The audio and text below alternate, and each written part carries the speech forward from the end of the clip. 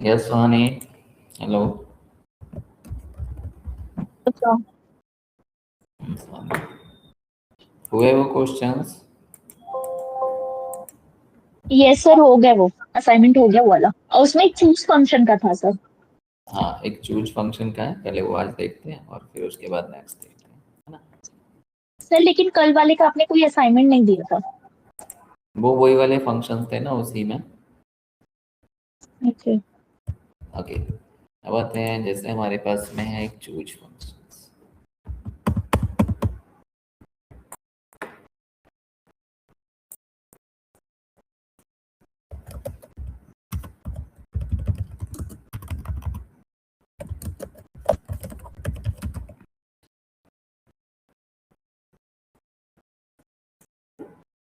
तो choose functions में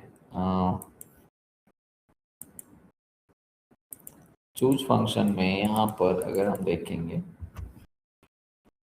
तो ये थोड़ा सा अलग टाइप का फंक्शन है। अब इसमें देखते हैं जैसे choose on the base of, ये क्या करता है, चूज द वैल्यू, ये वैल्यू चूज करता है, चूज द वैल्यू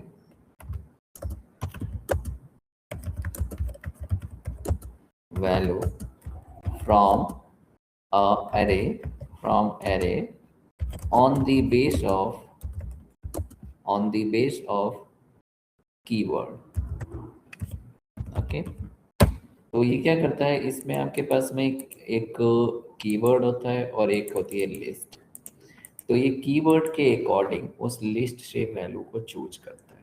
ओके, अब इसको अगर हम देखें तो यहाँ पर आए, इसका पहले फंक्शन देखते हैं, सेंटेक्स इसका, कि सेंटेक्स होता किस तरह का है, उसमें कीवर्ड्स क्या है एंड आपके पास में वो एरे क्या है। तो आप लिखोगे यहाँ पे चूज फंक्शन। ओके, तो देखो सबसे पहले इसमें इंडेक्स नंबर दिया हुआ है, तो इंडेक्स नंबर ही वो कीवर्ड है। तो यहाँ पे आप इंडेक्स नंबर दोगे, इंडेक्स नम, और इंडेक्स नम के बाद आप यहाँ पे दोगे जैसे वैल्यू वन दे दिया, फिर आपने इसमें वैल्यू टू दे दिया, फिर यहाँ पे वैल्यू थ्री दे दिया, फिर यहाँ पे वैल्यू फोर दे दिया, फिर वैल्यू फाइव दे दिया। ऐसे आप यहाँ पर जितनी मर्जी उतनी वैल्यूज दे सकते हो। तो क्या होगा, अगर मान लो कि अगर आपके पास में इंडेक्स आता है वन, अच्छा एक बात याद रखनी है कि इंडेक्स मस्ट बी नंबर। जो इसमें आपने इंडेक्स दिया हुआ है ना, यहाँ पे पहला जो नंबर पे इंडेक्स लिखा हुआ है, ये हमेशा क्या होना चाहिए, हमेशा एक नंबर ही होना चाहिए। ओके, तो index must be a number, index must be number, ये इसका मेन पॉइंट है। ओके, तो यहाँ पे इंडेक्स में अगर वन दिया हुआ है तो यहाँ से जो, अब ये यहाँ से लिस्ट स्टार्ट होती है, इंडेक्स के बाद जो भी है वो उसका लिस्ट या फिर आप एरे कह सकते हो वो है। तो अंडर इंडेक्स अगर वन होगा तो यहाँ पे जो लिस्ट के अंदर जो पहली वैल्यू होगी वो आएगी।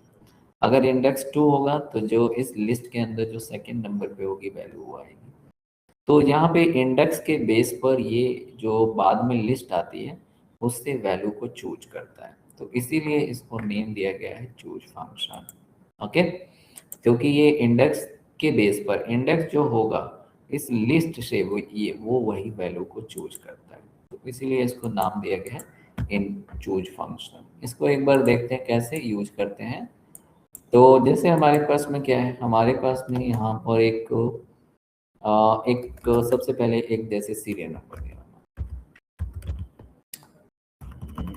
यहाँ पे, अगर हम लिखें सीरियल नंबर, हम सीरियल नंबर लिखते हैं और इसमें one two three four five, five तक के लिखते हैं। ओके, देन इसके बाद यहाँ पे क्या दिया हुआ है, इसके बाद हमें कुछ ना क्लॉथ दिया हुआ है मान लो, तो हमने यहाँ पे क्लॉथ ले लिए, क्लॉथ की लिस्ट दी हुई है, क्लॉथ की लिस्ट ले लिया यहाँ पे। ये कुछ आइटम्स दिए हुए हैं और इस क्लॉथ में जैसे हमें दिया हुआ है एक तो है जीन्स, तो हमने जीन्स ले लिया। देन आपके पास में इसमें हमें पैंट भी दिया हुआ है, तो हमने पैंट ले लिया, है ना। देन इसमें हमने शर्ट ले लिया, तो कुछ यहाँ पे हमें दिया हुआ है शर्ट, तो शर्ट ले लिया। देन हमें यहाँ पे दिया हुआ है साड़ीज, तो साड़ीज ले ली। देन हमें यहाँ पे दिया हुआ है जैकेट, तो यहाँ पे जैकेट ले लिया। ऐसे कुछ हमें ये सब चीज़ें दी हुई थी, तो हमने जैकेट ले लिया। ओके, अब क्या है, ये हमारे पास में एक लिस्ट, यहाँ पे एक जो ना एक कलर कोड दिया हुआ है। तो यहाँ पे हमारे पास में एक कलर कोड दिया हुआ है, और उस कोड में क्या है कि कलर के कोड है। अब हमारे पास में क्या है, एक टेबल एक दूसरी है जिसमें आपके पास में लिखा हुआ है कलर कोड। ओके, और यहाँ पे कलर कोड दिया हुआ है और उसके आगे कलर दिया हुआ है, ऐसा कुछ। तो हमारे पास में 3 ही कलर है, मान लो 1 2 3। और यहाँ पे हमें दिया हुआ है कि 1 का मतलब है रेड, तो यहाँ पे हम रेड ले लेते हैं। देन यहाँ पे 2 का मतलब है येलो, तो हम येलो लेते हैं। और 3 का मतलब है ब्लू, तो हम ब्लू ले लेते हैं। ये कलर कोड है इस तरीके से। और यहाँ पे हमें कलर कोड ही दिया हुआ है, तो 1 मान लो कि आपको यहाँ पे 2 दे दिया, 2 नहीं 3 दे दिया, है ना। देन 1 दे दिया, देन 2 दे दिया, देन आपके पास 3 दिया, देन 1 दे दिया, ऐसे कुछ दिया हुआ। ओके, अब आपको यहाँ से क्या करना है, यहाँ से यहाँ पे आपको कलर लाना है, ठीक है। तो कलर कोड के अकॉर्डिंग आपका यहाँ पे कलर आना चाहिए। तो कलर, अब देखो यहाँ पे लिखा है 3, तो 3 का मतलब है ब्लू, तो यहाँ पे क्या आना चाहिए, ब्लू आना चाहिए। देन यहाँ पे 1 है, तो 1 का मतलब क्या है, रेड, तो यहाँ रेड आना चाहिए, ऐसा कुछ आना चाहिए। तो अब देखते हैं कैसे इसको चूज फंक्शन की हेल्प से कैसे सॉल्व करते हैं। तो हम यहाँ पे लेंगे चूज फंक्शन। देखो यहाँ पे लिखा हमने चूज, तो ये चूज आ गया। चूज में हमने ले लिया यहाँ पे ये इंडेक्स, तो इंडेक्स क्या है, ये है ना कलर कोड, तो ये इंडेक्स हो गया। अगर ये आपके पास में 1 आता है, तो 1 का मतलब क्या है, रेड, तो हमने यहाँ पे लिख दिया रेड। अगर यहाँ पे 2 आता है, तो 2 का मतलब क्या होगा, येलो, तो हमने यहाँ पे दे दिया येलो। ओके, अगर यहाँ पर 3 आता है, तो 3 का मीनिंग क्या होगा, 3 का मीनिंग होता है आपके पास में ब्लू, तो हमने यहाँ पे ब्लू दे दिया। तो अब देखो यहाँ पे क्या है, अभी इंडेक्स जो आपने दिया है ये क्या है ना 3, तो ये आपके थर्ड प्लेस पर जाएगा। थर्ड पे क्या लिखा हुआ है, ब्लू, तो ब्लू आ जाएगा। अगर इंडेक्स 1 आएगा, तो 1 पे क्या है, रेड, तो रेड लिखा हुआ आ जाएगा।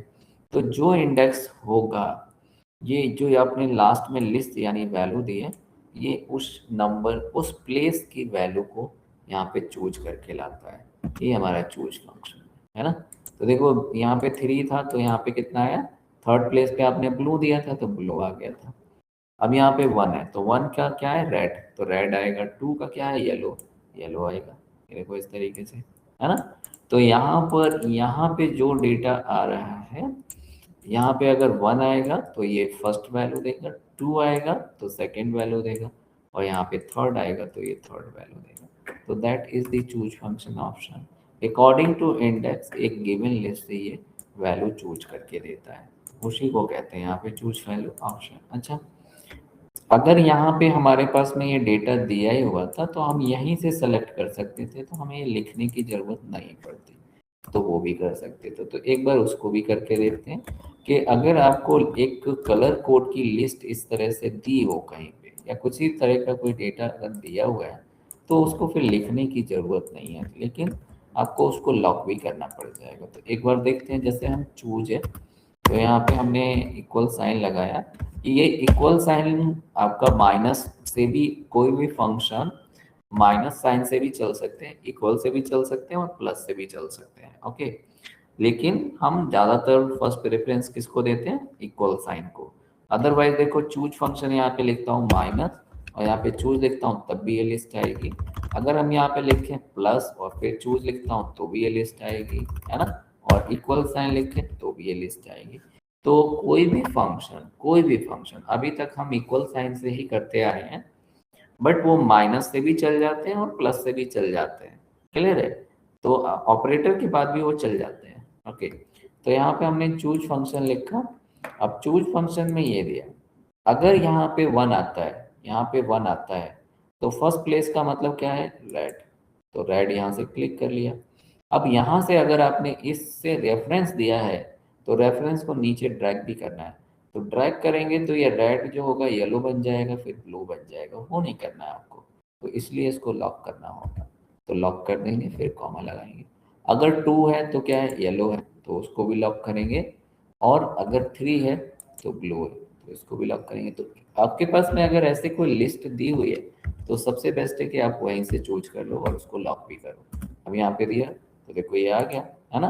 तो ये क्यों आया, क्योंकि 3 पर क्या था, 3 पे आपने ये ब्लू सेलेक्ट किया था, ये ब्लू, तो ये ब्लू था, तो ये थर्ड प्लेस पर ये इंडेक्स देखा इसने 3 है, तो इस लिस्ट में थर्ड प्लेस पे गया और वहां से उसने आंसर दे दिया।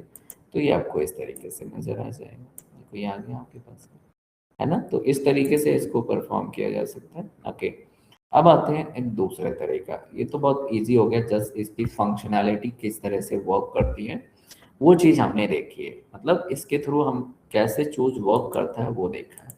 लेकिन इसको अभी दूसरे तरीके से देखते हैं। तो अब देखो यहाँ पर आपके पास में क्या है, कि मान लो कि यही आपके पास में ये डेटा दिया हुआ है, यही डेटा दिया हुआ है।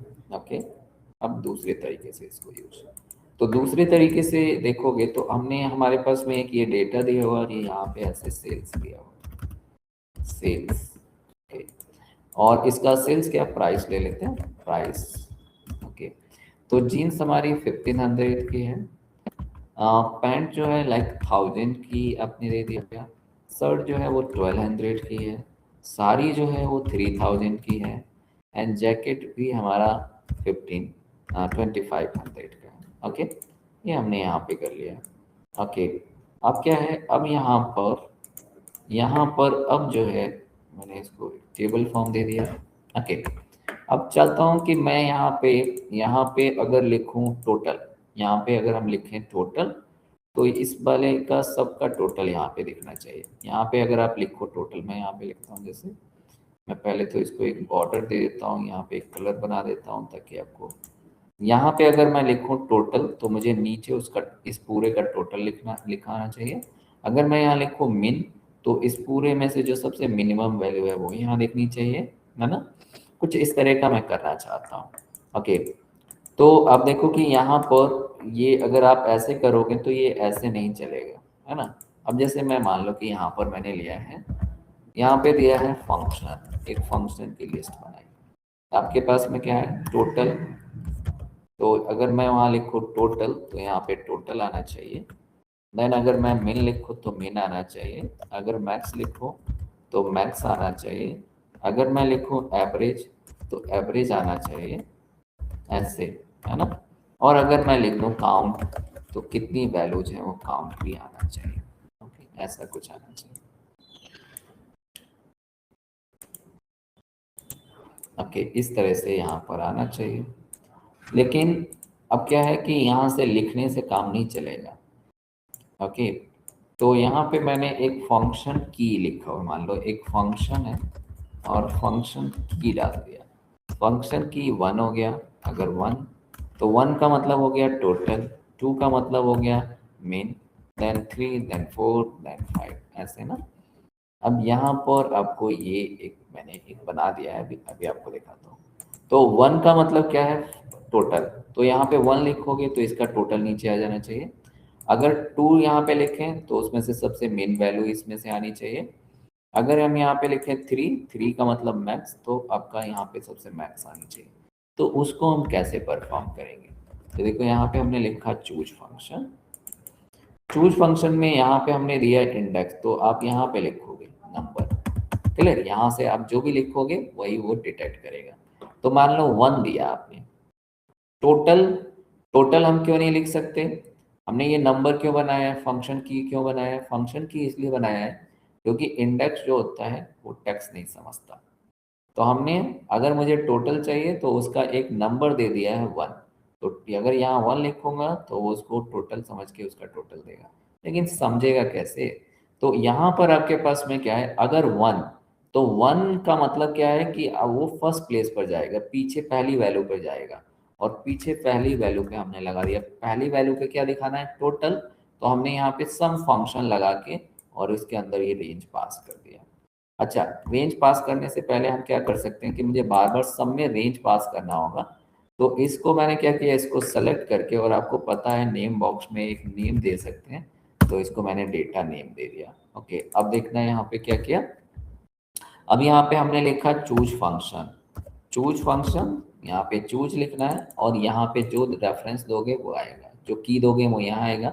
अब यहाँ पे अगर मैं 1 लिखूं तो कितना आना चाहिए, तो आपके पास में क्या आ जाना चाहिए, तो उसका मतलब है टोटल। तो मैंने सम फंक्शन लगा दिया और सम फंक्शन के अंदर दे दिया डेटा।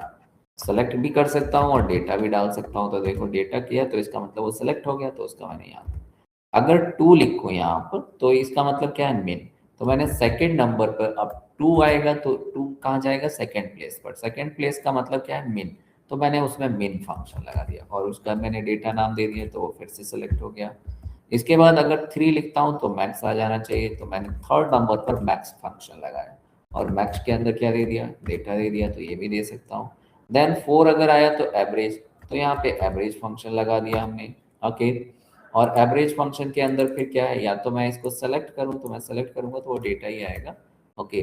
देन उसके बाद 5 नंबर पे क्या लगा दिया, काउंट। तो यहाँ पे काउंट लगा दिया है ना, काउंट। और काउंट में भी हमने लिख दिया डेटा। तो ये डेटा इसको बंद करके अब देखो 1 लिखता हूँ अगर, तो 1 अगर मैं यहाँ पे लिखूँ तो 1 का मतलब क्या हो गया, टोटल। ये मुझे यहाँ से देख के लिखना पड़ रहा है क्योंकि ये टैक्स को समझता नहीं है। तो 1, तो देखो 1 का मतलब क्या हो गया, ये पहले प्लेस पर गया और पहले प्लेस पे आपने क्या लगाया था, सम। तो उसने सम दे दिया। अगर मैं यहाँ पे लिखूँ 5, तो 5 का मतलब क्या हो गया, काउंट। तो आप देखोगे 5th प्लेस पे जो भी वैल्यू आपने लगाई थी, तो कितने डेटा में है, 5। तो ये 5 आ गया है ना। अगर मैं यहाँ पे लिखता हूँ कितना, यहाँ पे अगर हम लिखते हैं कितना, 2। तो यहाँ पे अगर मैं 3 लिखता हूँ तो वो थर्ड प्लेस है आपके पास में। थर्ड प्लेस पे क्या है, थर्ड प्लेस पर आपने क्या लगाया, मैक्स। तो यहाँ पे देखो आपके पास में क्या है, थर्ड यहाँ पे लिखा तो वो आपका ये इंडेक्स आया 3। तो यहाँ पे गया आपके पास में, ये पहला तो टोटल है, देन दूसरा मेन है, एंड तीसरा आपके पास में मेन है। तो थर्ड प्लेस पर हो गया मैक्स, और मैक्स यहाँ पे डेटा दे दिया, तो यहाँ पे मैक्स आ गया, है ना। बट अब मुझे ना आपको, अब ये तो आपको यहाँ तक हो गया कि मुझे यहाँ से ये देखना पड़ेगा। बट मैं चाहता हूँ, मैं ये चाहता हूँ कि मैं यहाँ पे मिन ही लिखूं, मैं ये 3 ना लिखूं। मुझे 2 अगर चाहिए, मैक्स चाहिए, तो मैं 3 ना लिखूं, मुझे मैक्स ही लिखना है। ओके। तो मैक्स ही अगर लिखना है तो उसके लिए फिर कैसे करेंगे, तो अब देखते हैं कैसे करते हैं। तो अब देखो यहाँ पर, अब ये तो हो गया। अब मैं इसको दूसरी जगह यहाँ पे लिखता हूँ और देखो आपको, अब अगर आप, चूंकि ये हम डायरेक्ट इसके अंदर मैक्स नहीं लिख सकते थे। मैक्स क्यों नहीं लिख सकते थे, मैक्स इसलिए नहीं लिख सकते क्योंकि यहाँ पे आपने जो दिया है वो दिया है रेफरेंस नंबर का। अब नंबर का रेफरेंस हमेशा, इंडेक्स जो होना चाहिए वो नंबर ही होना चाहिए, इसलिए आप यहाँ पे टोटल नहीं लिख सकते। लेकिन अब हम दूसरे तरीके से करेंगे जहाँ पे हम टोटल लिख सकते हैं। ओके। तो कैसे करेंगे, मैं आपको यहाँ पे इंडेक्स पे क्या लाना है, नंबर ही लेके आना है, नंबर ही लेके आना है। तो अगर मैं मैक्स लिखूं, अगर मैं यहाँ लिखूं मैक्स, तो मैक्स की जगह पर यहाँ पे ये इंडेक्स में क्या आ जाना चाहिए, 3 आ जाना चाहिए। तो वो कैसे आएगा, वो आएगा अब यूजिंग दी वी लुकअप। तो देखो वी लुकअप यहाँ पे यूज करेंगे।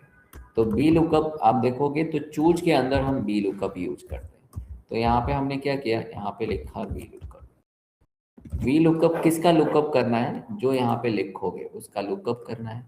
ओके। कहाँ से लुकअप करना है, इस टेबल से लुकअप करना है, तो वो टेबल सेलेक्ट कर लिया। अगर यहाँ पे लिखो आप टोटल, तो क्या आ जाना चाहिए, तो यहाँ पे आना चाहिए 1। तो कौन से कॉलम में उसका आउटपुट है, आपका है सेकंड कॉलम में। तो मैंने यहाँ पे दे दिया सेकंड और यहाँ पे लिख दिया 0। ये आपने ऐसे एंटर कर दिया। तो देखो अब यहाँ पे अगर मैं लिखता हूँ टोटल, यहाँ पे अगर हम लिखें टोटल, तो टोटल अगर यहाँ पे लिखोगे तो वी लुकअप क्या करेगा, तो यहाँ पे अगर आपने दिया टोटल, देखो यहाँ पे लिखा टोटल, तो वी लुकअप ने इस टेबल से, इस टेबल में वो सर्च किया कि टोटल, और टोटल का यहाँ पे सर्चिंग हो गया। और कौन से कॉलम का आउटपुट ले लिया आपने, सेकंड कॉलम का आउटपुट ले लिया। तो यहाँ पे कितना आ गया, वी लुकअप टोटल का मतलब 1, है ना। तो टोटल का मतलब 1 देगा। तो यहाँ पे देखो वी, इस पूरे वी लुकअप की जगह क्या आ गया, 1। और ये चूज का बन गया इंडेक्स, तो वो सेकंड फर्स्ट प्लेस पर गया और उसने क्या दे दिया, उसने टोटल दे दिया। अगर देखो आपके पास मैं ऐसे टोटल करता हूँ, देखो आपको अलग से करके दिखाता हूँ टोटल। तो टोटल की जगह मुझे टोटल का यहाँ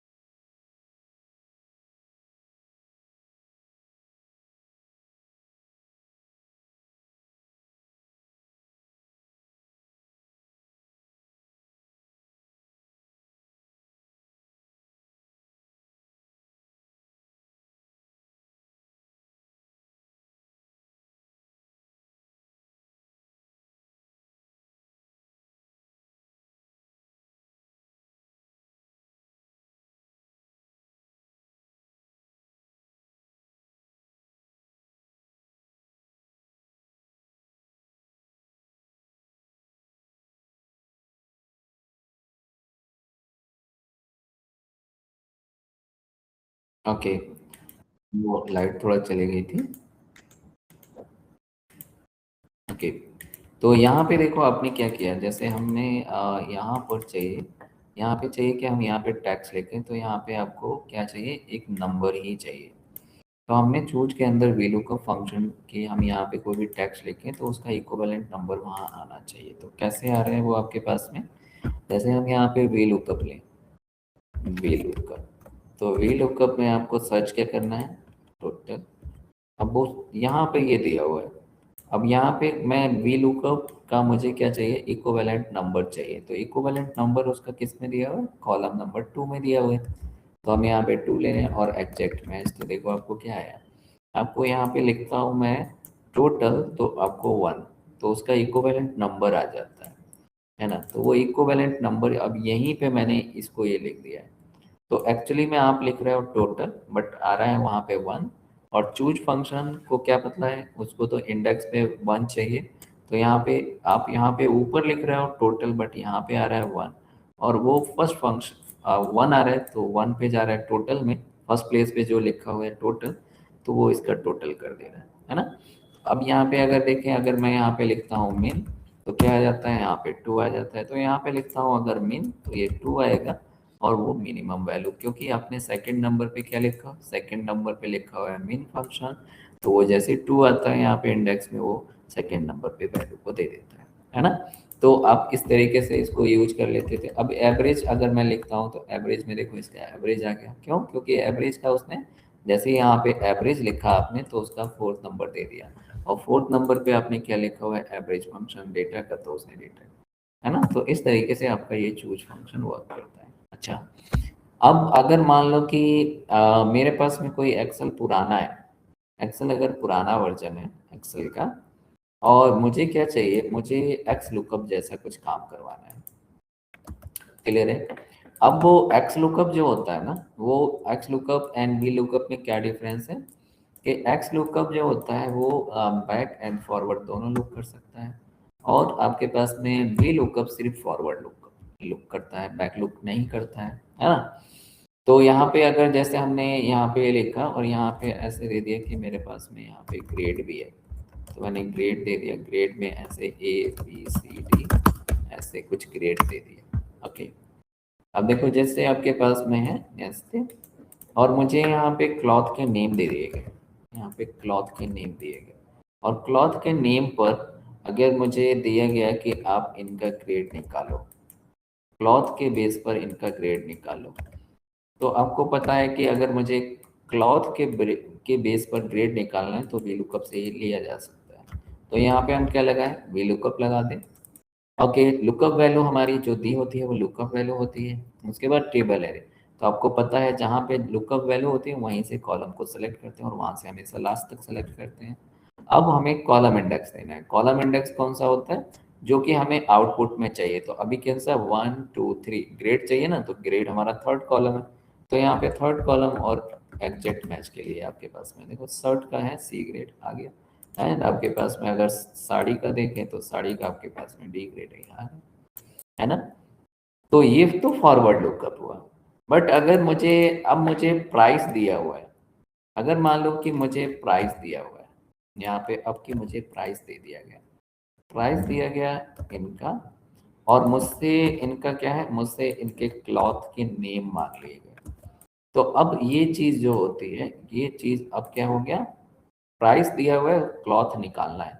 तो प्राइस दिया हुआ है और क्लॉथ निकालना है, बट क्लॉथ जो है वो बैक में है, तो बैक वाला वी लुकअप, बैक लुकअप काम नहीं करता। और इंडेक्स प्लस मैच मुझे ना, और यहाँ पे क्या करना है, अब यहाँ पे और एक्स लुकअप, मान लो कि मैं ओल्डर वर्जन यूज कर रहा हूँ, एक्स लुकअप उसमें है नहीं, तो आपको फिर 360 डिग्री लुक करना है, यानी बैक में लुक करना है।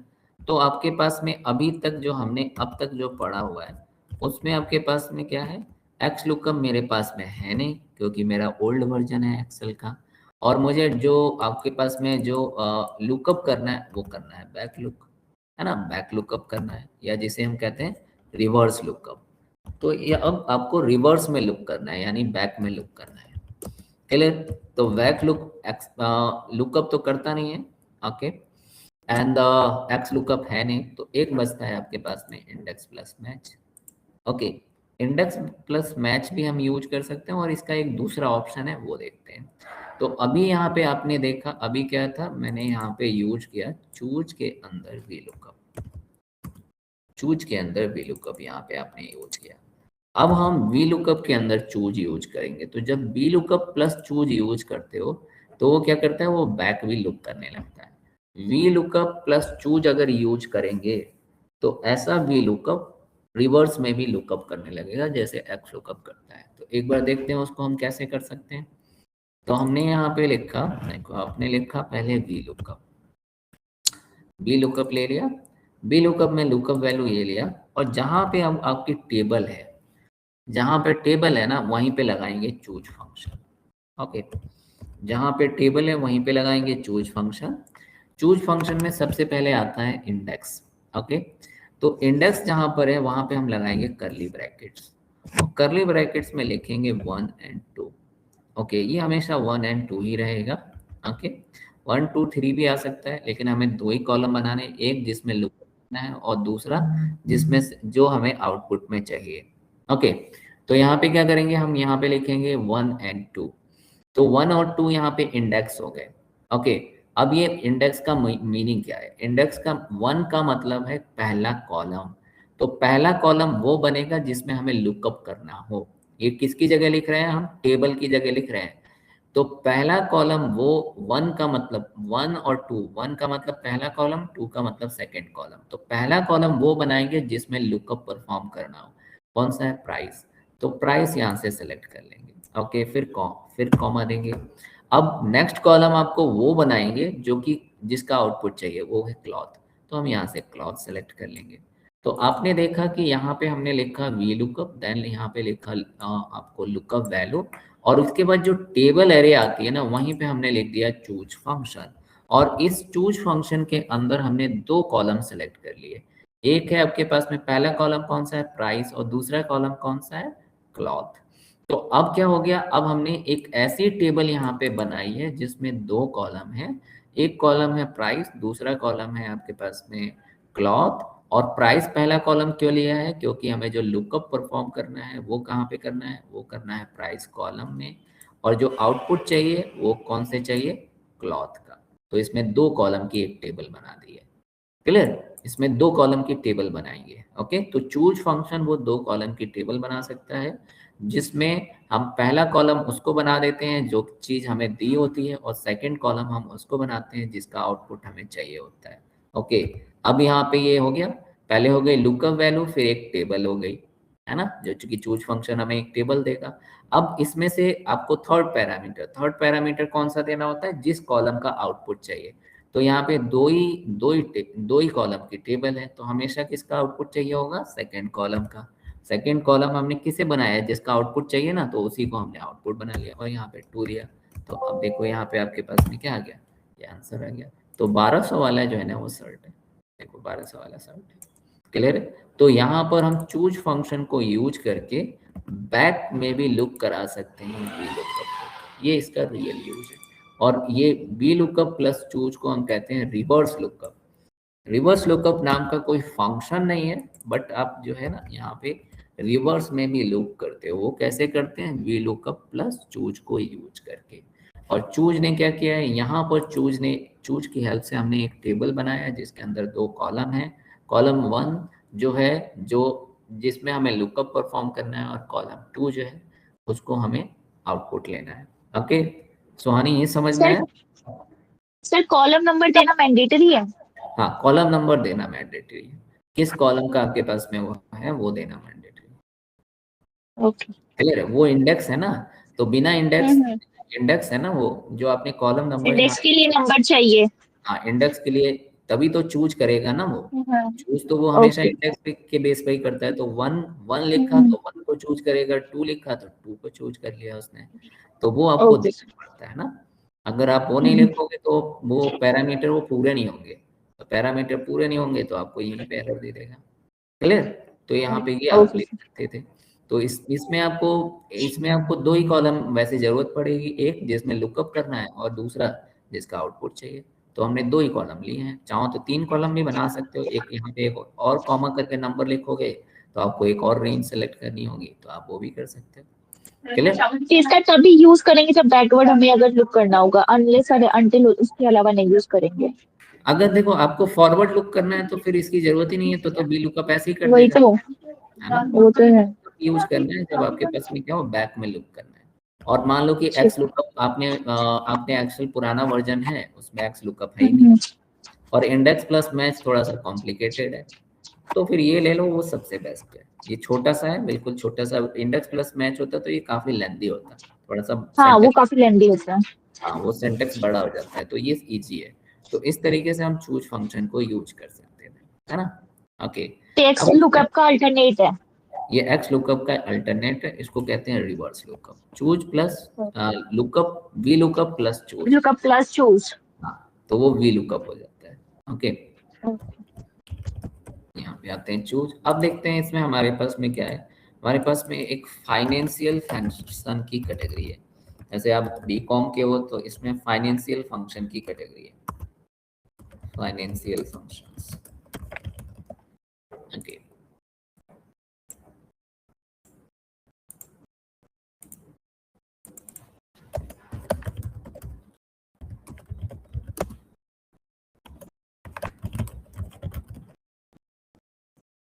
तो इसकी ज़रूरत हमें, अगर आप कोई फाइनेंशियल डेटा एनालाइज कर रहे हो तो इसकी ज़रूरत पड़ेगी, अदरवाइज नॉर्मली इसकी ज़रूरत नहीं पड़ती है। तो इसमें जैसे आपके पास में क्या है, हमारे पास में है एक, जैसे आपको यहाँ पे निकालना हो मंथली, मंथली इंटरेस्ट निकालना हो, है ना। तो उसको हम कहते हैं पीएमटी, पीएमटी, पीएमटी, यानी मंथली पेमेंट ट्रांजेक्शंस, है ना, मंथली पेमेंट। ओके, देन आता है आपके पास में, जो हम अगर मान लो कि मैंने कोई लोन लिया है और उसमें मैं मंथली पेमेंट कर रहा हूँ, तो उस मंथली पेमेंट में 2 चीज़ें होती हैं, है ना। उस मंथली पेमेंट में आपके पास में 2 चीज़ें होती हैं। अगर कोई भी, अगर आप लोन लेते हो और उसको आप मंथली एक किस्त बना लेते हो, जैसे हम किस्त कहते हैं हिंदी में, इंस्टॉलमेंट, तो उस इंस्टॉलमेंट में 2 चीज़ें होती हैं। एक एक होती है आपकी प्रिंसिपल वैल्यू, और दूसरा होता है उसमें इंटरेस्ट, है ना। तो प्रिंसिपल वैल्यू प्लस इंटरेस्ट आपकी मंथली पेमेंट होती है। तो अगर मंथली पेमेंट मेरा 5,000 है, माने कोई लोन लिया है और मंथली पेमेंट उसमें 5,000 है, तो उसके अंदर 2 चीज़ें होंगी। एक प्रिंसिपल वैल्यू, तो उसको कहते हैं पीपीएमटी। ओके, पीपीएमटी का मतलब प्रिंसिपल मंथली पेमेंट। और दूसरा होता है आपके पास में इंटरेस्ट, यानी आईपीएमटी। ओके, आईपीएमटी यानी interest per month. Okay, then, तो आप अगर अगर आपने कोई भी लोन लिया है, आप कितना इंस्टॉलमेंट बनेगा वो कैलकुलेट करना चाहते हो, तो उसके लिए पीएमटी यूज कर सकते हो। अगर आप उसमें देखना चाहते हो कि उसमें प्रिंसिपल वैल्यू मेरी कितनी है, एक मंथली पेमेंट जितना कर रहा हूँ उसमें प्रिंसिपल वैल्यू कितनी है, तो पीपीएमटी। उसमें मंथली इंटरेस्ट कितना है, तो आईपीएमटी। ओके, देन इसके बाद आता है, अगर मान लो कि मुझे लोन लेना है, लोन लेना है, तो लोन आपका ऐसा नहीं है कि आपने कह दिया कि मुझे इतना लोन दे दो तो उतना लोन दे देंगे, नहीं, ऐसा तो नहीं होता। तो वो क्या करते हैं, वो आपकी कैपेसिटी देखते हैं पहले, तो वो आपसे बहुत सारी चीज़ें मांगते हैं, जैसे सैलरी स्लिप लेके आओ, आपकी सैलरी कितनी है। तो जनरली आपको अपनी सैलरी का 50% ही आपको लोन मिलता है। ओके, तो वो क्या करते हैं, वो आपकी सैलरी के हिसाब से देखते हैं कि ये कितना पे कर सकते हैं पर मंथ, सैलरी के हिसाब से पर मंथ कितना पे कर सकते हो। तो जितनी भी सैलरी होती है उसमें से आप 50% ही जनरली पे करने का होता है, क्योंकि आप कुछ तो खर्च भी करोगे ना। अब पूरी की पूरी, मैं मान लो कि मेरी 20,000 सैलरी है, तो मैं 20,000 आपका इंस्टॉलमेंट कोई थोड़ी बनवा सकता हूँ। फिर आप कहीं आते जाते हो, कुछ खाने पीने में खर्च करोगे, कुछ रहने होने में खर्च करोगे ना। तो मैक्स टू मैक्स जो होता है वो 50% सैलरी का आपको इंस्टॉलमेंट। इससे ज़्यादा आप कहोगे भी तो भी वो जल्दी नहीं करते हैं, और ज़्यादा से ज़्यादा 60%, इससे ऊपर तो वो कभी जाएंगे ही नहीं, है ना। वैसे 50% ही होता है इसका, है ना। तो आप क्या करना है कि अगर मेरी सैलरी, अगर मेरे पास में मेरी सैलरी अगर मैं कहता हूँ कि मैं जो है मान लो कि 10,000 पर मंथ इंस्टॉलमेंट दे सकता हूँ। अगर मैं अपनी सैलरी मान लो कि मेरी सैलरी 20,000 है और उसमें से 10,000 मैंने ये डिसाइड किया है कि मैं 10,000 तक इंस्टॉलमेंट दे सकता हूँ, तो फिर मैं कितने का मैक्स टू मैक्स लोन ले सकता हूँ। ओके, तो वो आपके पास में कहलाता है पीबी, यानी प्रिंसिपल वैल्यू। ओके, तो यहाँ पर हम कैलकुलेट करते हैं कि आपकी कैपेसिटी कितनी है पे करने की, उसके बेस पर आपको टोटल लोन अमाउंट कितना मिल सकता है, उसको कहा जाता है पीवी। ओके, देन अब आते हैं अब नेक्स्ट आपके पास में क्या है। नेक्स्ट मान लो कि मैंने बैंक में कोई मंथली पेमेंट वाला अकाउंट होता है ना आपके पास में, फिक्स वाला। तो हर मंथ में 5,000 रुपये जमा करता हूँ अपने बैंक में, क्लियर है। और जैसे होता है ना बचत खाता होता है, ऐसे इस तरीके का पोस्ट ऑफिस में भी खुलता है ना। तो मैं 5,000 पर मंथ 5 साल के लिए दे रहा हूँ, है ना, जमा कर रहा हूँ। तो मुझे इन फ्यूचर जब 5 ईयर मेरा पूरा हो जाएगा, तो उसका कितना कितना मिलेगा, है ना, कितना मिलेगा, तो इन फ्यूचर मिलेगा वो, तो उसी को कहा जाता है एफ बी, यानी फ्यूचर वैल्यू। तो ये हमारे पास में 5 चीज़ें हैं फाइनेंशियल फंक्शन में जो हमें जाननी चाहिए। वैसे तो यहाँ पे बहुत बड़ी एक लिस्ट है फाइनेंशियल फंक्शन की, इसमें बहुत सारी चीज़ें तो हमने कभी सुनी भी नहीं होंगी, है ना। ये देखो पूरी लिस्ट है, मे भी शायद सुहानी ने सुना हो, आपने अगर ये एम कॉम, है ना, आपने बी कॉम किया है तो, है ना, तो फाइनेंशियल से रिलेटेड यहाँ पे चीज़ें आएंगी। अब इसमें देखो ये पीबी है, ये हम देखेंगे। देन पीएमटी है, पीपीएमटी है, आईपीएमटी है, इसमें ये सब चीज़ें जो जनरल चीज़ें।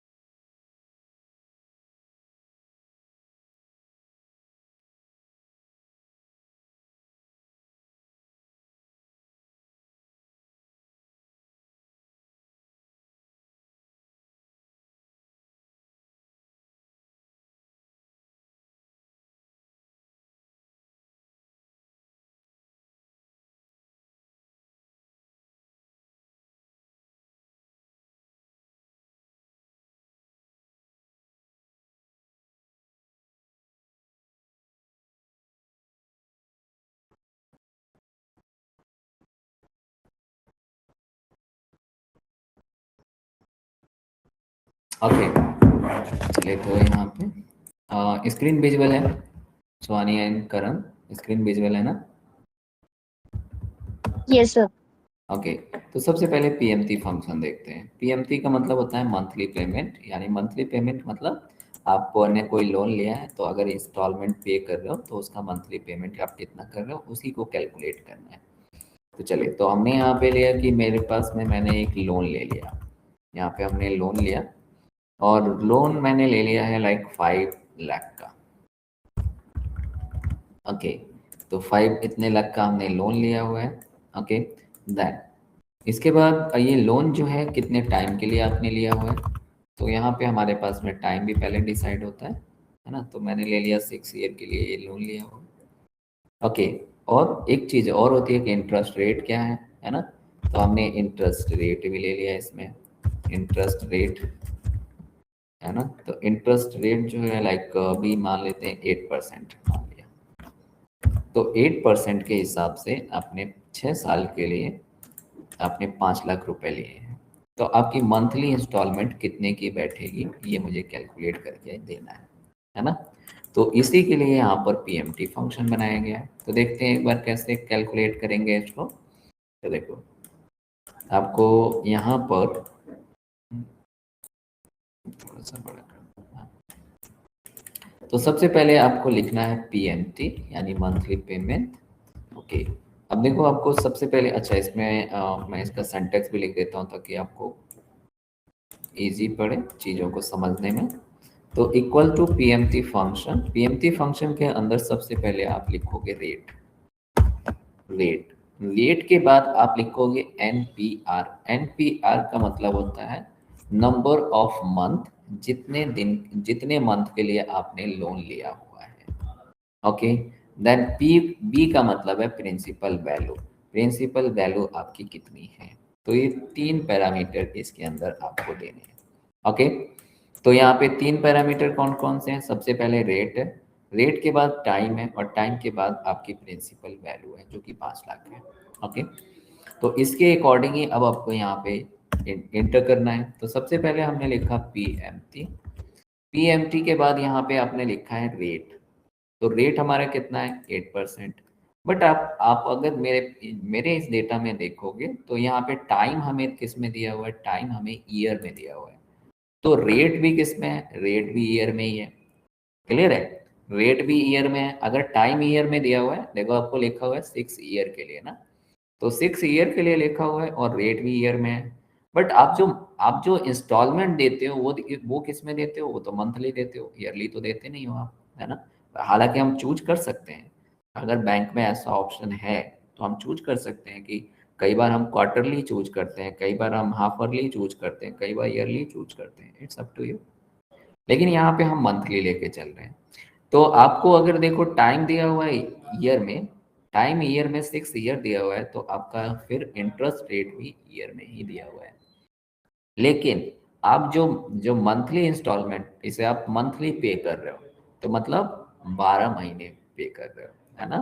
तो फिर अगर आपको हर चीज ईयर में दिया हुआ है, तो आपको इसको कन्वर्ट करना पड़ेगा किसमें, मंथ में।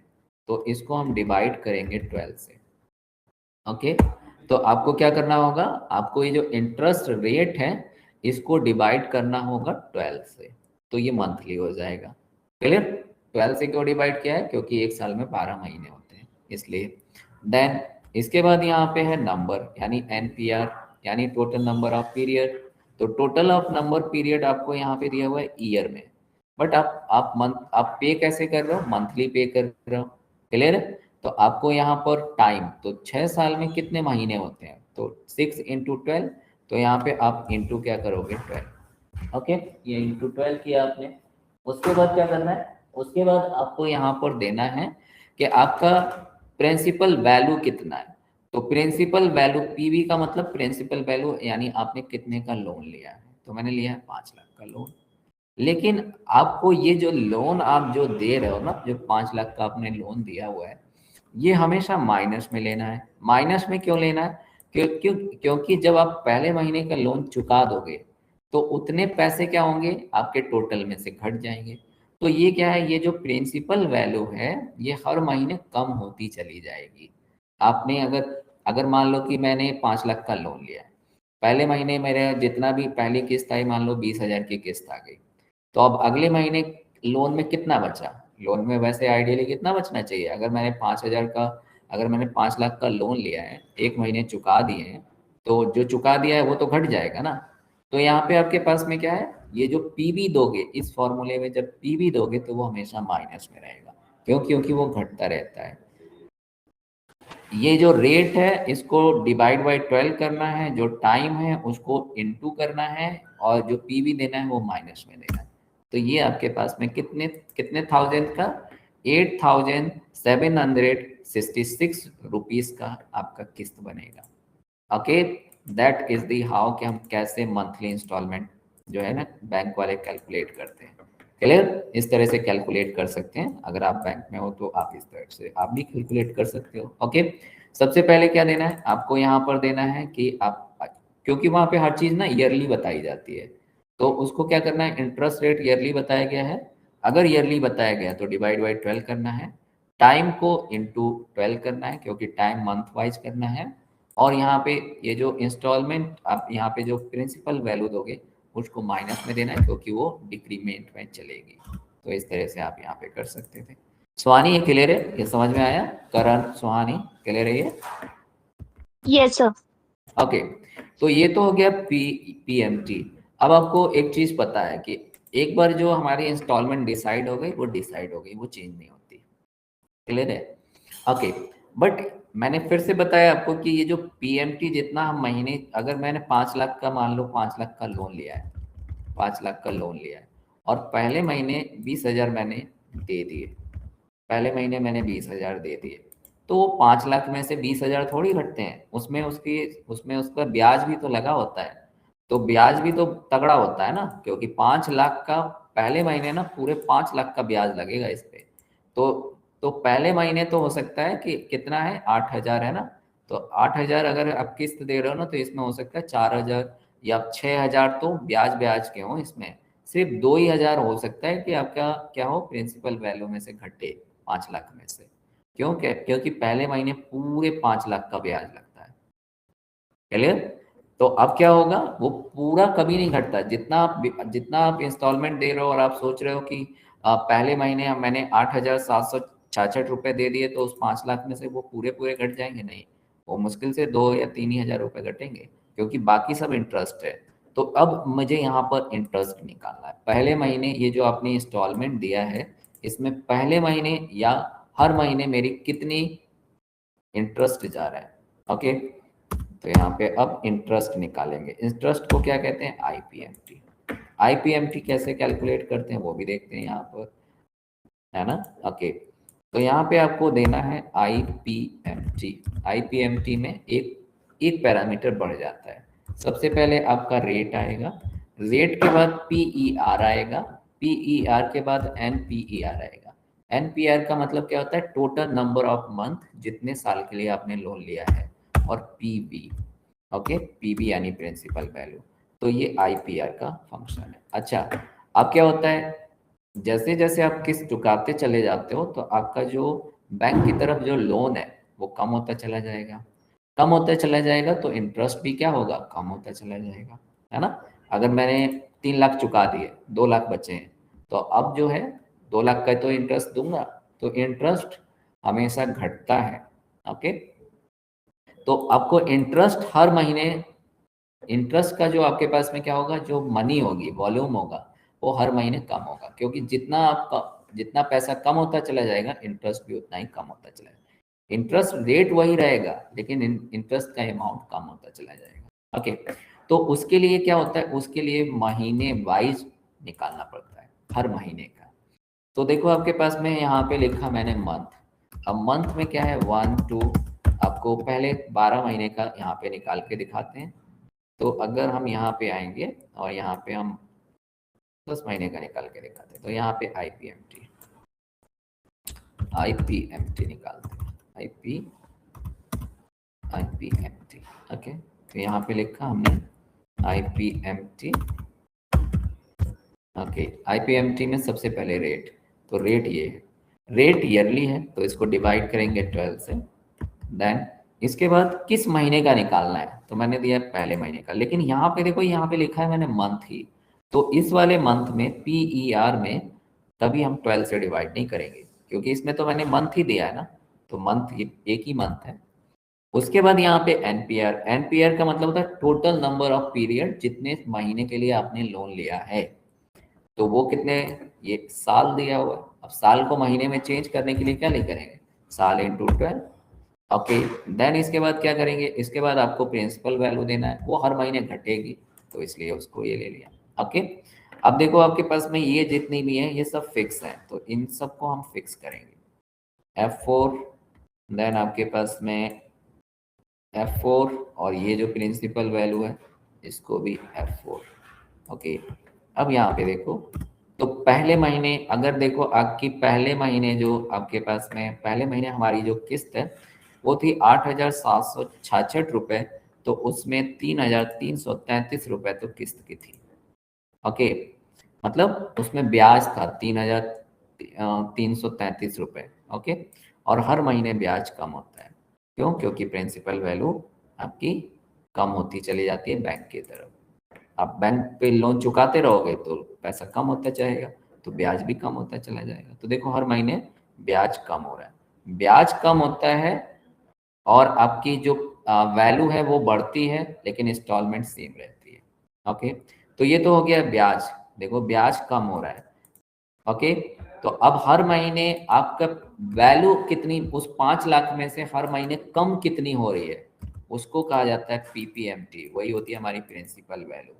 तो आप जितना भी इंस्टॉलमेंट देते हो उसमें दो चीजें होती हैं, एक तो होता है ब्याज और दूसरा होता है प्रिंसिपल वैल्यू। पहले महीने सबसे ज्यादा ब्याज होती है, मतलब 8,000 में से 3,000 रुपए तो आपके ब्याज के हैं। तो 5 लाख का लोन लिया है तो पहले महीने 8,000 कम नहीं होंगे। 8,000 अगर आपने बैंक को दिया है तो 8,000 कम नहीं होंगे। 8,000 में से 3,000 तो ब्याज के हैं, तो ब्याज थोड़ी कम होता है। कितने कम होंगे? 5,000। तो पहले महीने 5,000 कम होंगे। क्लियर है? दूसरे महीने अब 5,000 दे दिए तो अब कितना बचा? अब बचा 4,95,000। तो आपका ब्याज कितना होगा? अब लगेगा अगले महीने कितने का ब्याज लगेगा? 4,95,000। तो वो कुछ कम होगा। फिर आप चुका दोगे तो फिर 5,000 और मान लो कम हो गए। तो अब अगले महीने कितने का इंटरेस्ट लगेगा? 4,90,000 का। तो वो कम होते चले जाएंगे, तो इसीलिए वो कम हो रहे हैं। देखो अब लेते हैं प्रिंसिपल वैल्यू। तो प्रिंसिपल वैल्यू में भी क्या है, एक चीज कम होगी तो प्रिंसिपल वैल्यू में हर बार हर महीने आपकी प्रिंसिपल वैल्यू बढ़ती है।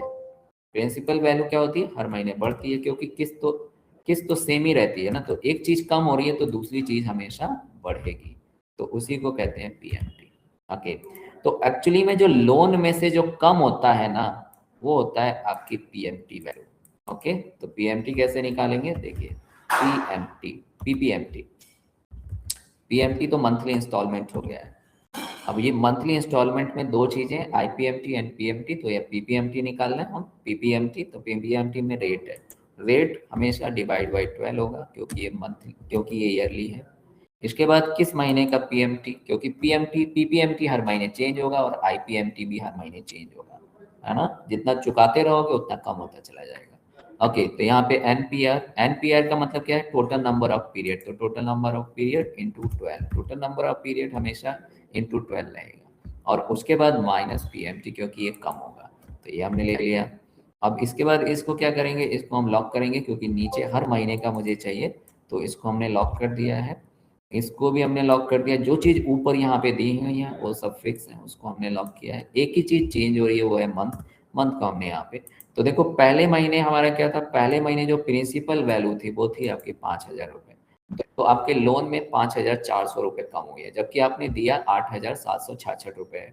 तो वो उसमें से 3,333 रुपये जो थे वो ब्याज के थे, तो वो कम नहीं होंगे। क्लियर है? सिर्फ प्रिंसिपल वैल्यू ही कम होगी। तो प्रिंसिपल वैल्यू ये वाली है। प्रिंसिपल वैल्यू हर महीने बढ़ती है और ब्याज हर महीने कम होता रहता है। क्यों? क्योंकि आपकी टोटल वैल्यू कम होती है। ब्याज आप पैसे चुकाते रहोगे, टोटल वैल्यू कम होती चली जाएगी, तो ब्याज भी कम होता चला जाएगा। क्लियर है? यस, क्लियर है श्वानी? ये क्लियर है? Yes sir. ओके, अब आते हैं नेक्स्ट में। नेक्स्ट आपके पास में क्या है कि अगर मान लो कि मैं हर महीने 15,000 रुपये, अब देखते हैं पीबी। पीबी का मतलब होता है प्रिंसिपल वैल्यू।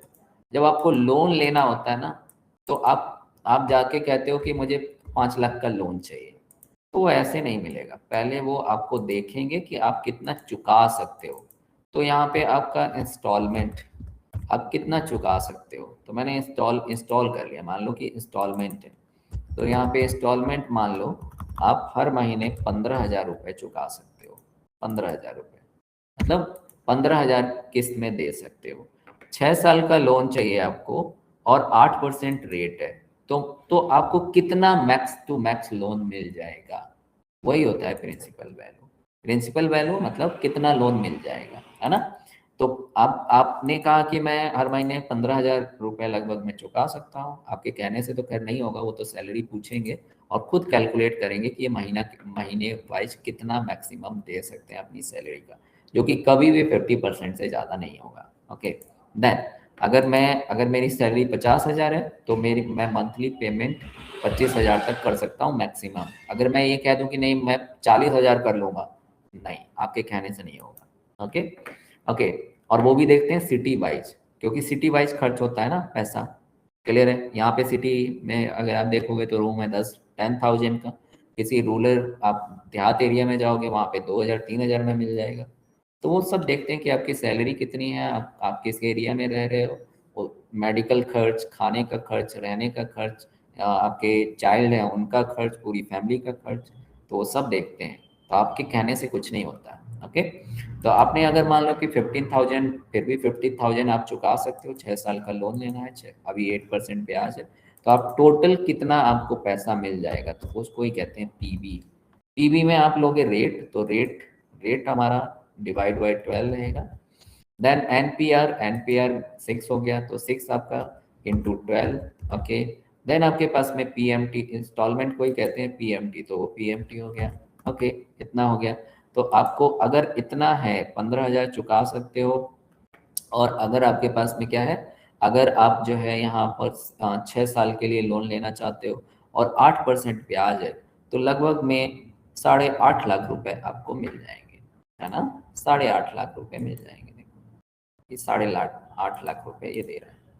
क्लियर? इकाई, दहाई, सैकड़ा, हजार, 10,000, लाख, तो 8.5 लाख रुपए दे रहा है। और ये माइनस में क्यों आया? क्योंकि इसमें जो आपने ये वाला माइनस में नहीं लगाया था। तो इतना मिल जाएगा आपको इस सिनेरियो में। आपको अगर 15,000 आप इंस्टॉलमेंट बनवा सकते हो, 6 साल के लिए लोन लेना है, और आपके पास में है 8% ब्याज, तो नियरली आपको 8.5 लाख रुपए मिल जाएंगे। ओके, तो इस तरीके से हम यहाँ पे पीबी कर सकते हैं। ओके, अब देखते हैं नेक्स्ट। नेक्स्ट हमारे पास में है एफबी।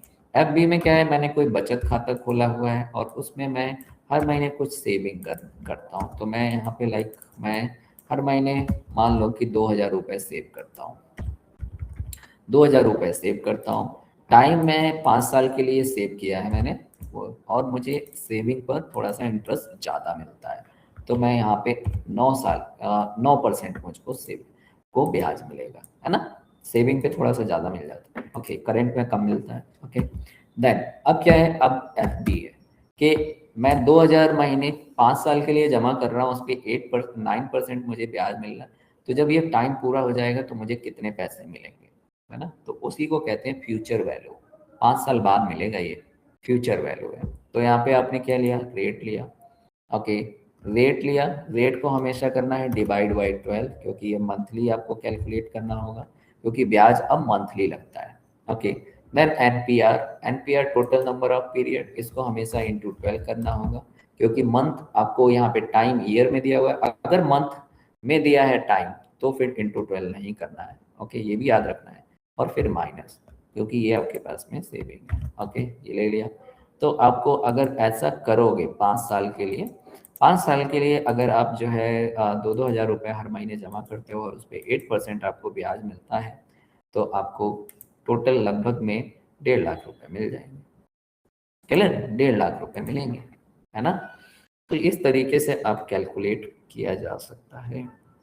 क्लियर? अगर वैसे देखें तो आप एक महीने में कितना, अगर आप 12 साल में देखें तो 12 साल में आप कितना जमा कर रहे हो, हर महीने 2-2 हज़ार रुपये जमा कर रहे हो, तो 12 दूनी 24, है ना? 12 दूनी 24 रुपये जमा, 24,000 रुपये जमा कर रहे हो आप। ओके, और कितने हो गए, 60 महीने हो गए, है ना? तो 60 महीने आपने लिए। तो अगर हम यहाँ पे देखें तो ये और इनटू दिस, तो आप जो है कुछ ज़्यादा फायदा नहीं हुआ, यहाँ पे कुछ ज़्यादा फायदा नहीं हुआ। एक 1,44,000 तो रुपए आप जमा ही कर दोगे, तो बस 6,000 का ब्याज लगा। इंटरेस्ट रेट 2,000, यहाँ पे हम 2,000 रुपये जमा कर रहे हैं, यानी 12 महीने में हम कितना, 12 महीने में 24,000 मैंने जमा कर दिए। ओके, और कितने टाइम के लिए किया, 12×5 = 60, तो 60 महीने के लिए जमा किया है। इंटरेस्ट रेट लगा है 9% का, तो बस 6,000 रुपये होंगे, कुछ गड़बड़ नहीं है, बहुत कम मिलेगा फिर तो। ये 1.5 लाख रुपए यहाँ पे हमने क्या किया, यहाँ पे हमने रेट ले लिया, रेट को डिवाइड किया 12 से, देन टाइम को हमने 12 कर लिया, और ये हमने सेविंग यहाँ पे दे दिया पीबी, यानी पीएमटी जितना हर महीने जमा कर रहा है, तो बस इतना ही मिलेगा भाई, कम है। चलो जो भी मिला कुछ ज़्यादा ही होके मिलेगा भाई, है ना। तो इस तरीके से आप एफडी कैलकुलेट कर सकते हो। ओके, देन फाइनेंशियल फंक्शन, तो ये हमारे पास में थे फाइनेंशियल फंक्शन, थोड़े बहुत जिनको कि जो जनरली यूज किए जाते हैं वो वाले हमने फाइनेंशियल फंक्शन यहाँ पे देखे।